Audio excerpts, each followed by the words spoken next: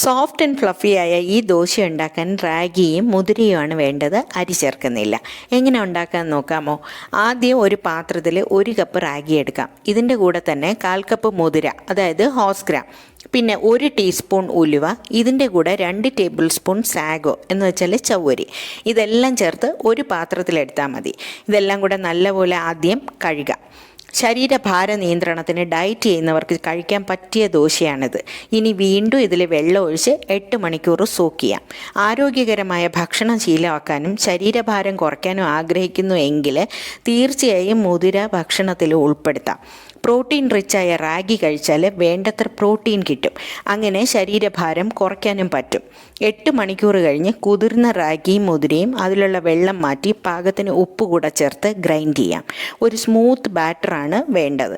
വീണ്ടും അടച്ചു വെച്ച് 8 മണിക്കൂർ ഫെർമെൻറ്റ് ചെയ്യാം. 8 മണിക്കൂർ കഴിയുമ്പോൾ മാവ് ഇതുപോലെ ഫെർമെൻ്റായി കിട്ടും. ഇനി നല്ലൊരു മിക്സിങ് മാത്രം മതി. ചൂടായ ദോശ തവയിൽ നല്ലെണ്ണ ഗ്രീസ് ചെയ്ത്, നെയ്യാണ് ഇഷ്ടമെങ്കിൽ അതും ആവാം.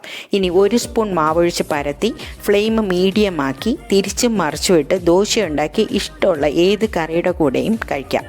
ഈ ദോശയ്ക്ക് സൂപ്പർ ഫുഡ് എന്ന് പേരിട്ടാൽ ഒട്ടും അതിശയോക്തിയാവില്ല അല്ലേ? വ്യത്യസ്തമായ ഈ രുചി അറിയാനും ആരോഗ്യ ഗുണങ്ങൾക്കായും ഇങ്ങനെയും ഇടയ്ക്കൊക്കെ കഴിക്കാം.